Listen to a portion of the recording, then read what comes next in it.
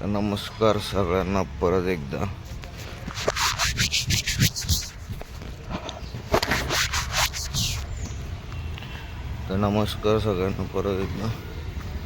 आत्ता आम्ही चाललोय केस कापायला, दाढी करायला. तसं ठरलं होतं.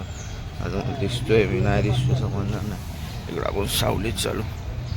हां, तर माझं चाललोय केस कापून घेतो, दाढी करून घेतो. कारण आज मला थोडंसं माझ्या वडिलांसोबत त्यांच्या क्षेत्रातल्या माणसांना भेटायला जायचं आहे. तर मग आपण आपलं कसं पण राहिलं तर ठीक वाटतं. जेव्हा वडिलांच्या सर्कलमध्ये आपण जातो तेव्हा थोडंसं नीट जाणं गरजेचं आहे. त्यामुळे आता जातो, केस कापतो. बाकी काय पुढचं सांगतो तुम्हाला. चला.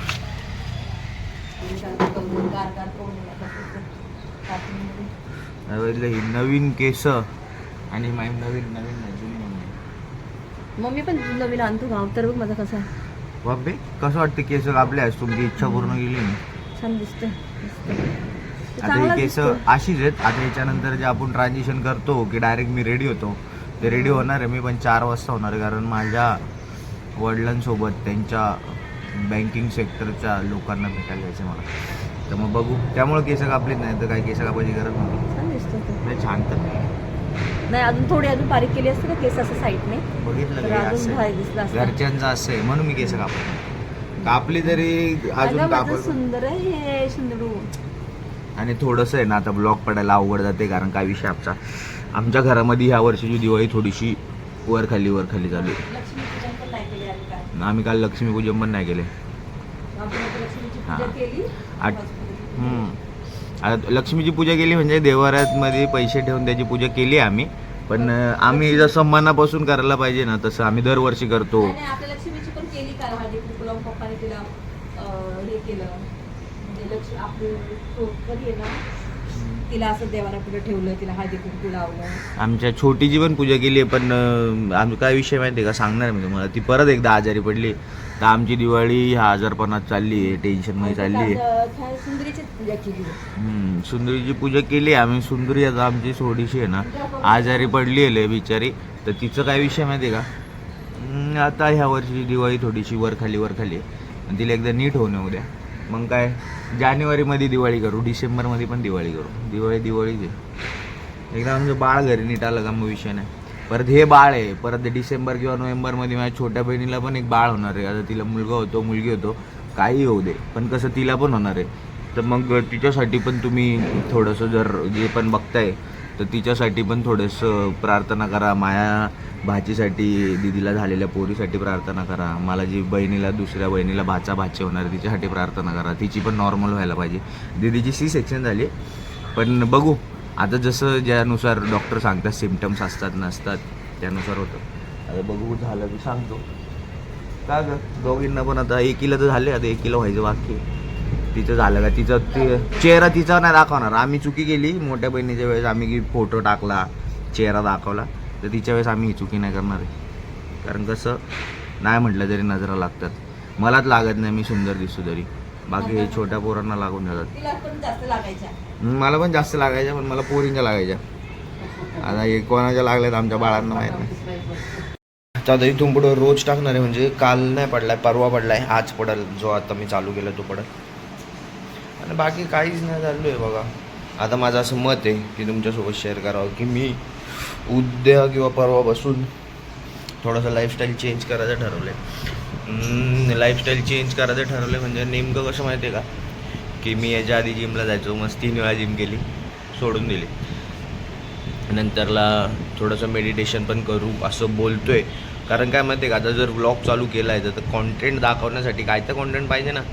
आणि जर कॉन्टेंटमध्ये जर आपल्या शरीराचं पण होत असेल चांगलं तर मग काय वाईट आहे. मग जिम आणि मेडिटेशन हे करणार आहे. तर आज सकाळी उठून लवकर तर मी छोटीला घेऊन गेलो होतो ऊन दाखवायला बाहेर पिल्लूला. पण तो व्हिडिओ काढू शकत नाही कारण सांगितलं तसं, ठरवलं तसं. बाकी जर तुम्हाला बघायचं असेल तर बघा. हा पसारा इथं. आता हे सगळं डॉक्टरला जातं. आता आवरून जायचं आहे.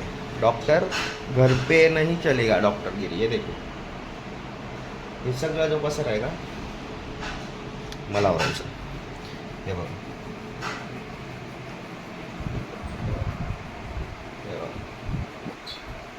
आणि इतका पण पसारा पडलाय तो मला आवरायचा आहे.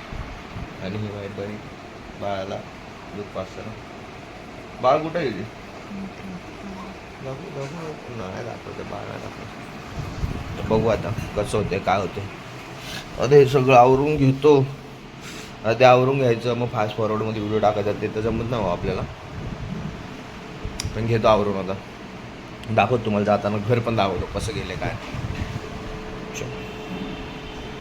जसं मी तुम्हाला म्हटलं की मी सगळं आवरणार होतो. हे बघा काहीच नाही आवरलंय. का का तर माझी बहीण माझ्या भाचीला भरवत होती ते काहीतरी फॉर्म्युला येतो तर ते भरवत होती. दीदीला थोडंसं काम आलं तर दीदी थोडीशी काम करते तर मग मी भरवत होतो. त्यामुळं बाकी चल मी निघू. आता हे पिल्लूला घेतले आजीनी. आज एवढं थोडंफार होतं इथलं तो आवरलंय मी. बघू मालिश करायची म्हणजे पिल्लूची मालिश करायची. अरे दोन आणतो हो. जाऊ हे काम. मम्मी लक्षात ठेव आज पण डबा नाही दिला.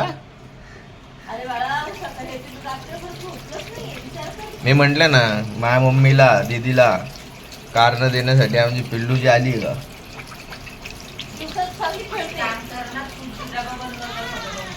हे बघा हे बघितली का हे माई दीदी आहे ना पुढचं रान आणते. तू दिवसभर तुला खेळायला होतं आणि रात्रीचं तुला रडायला काय होतं. स्वतः बसून राहते. हा? अगं म्हणजे सोनू आवाज दे.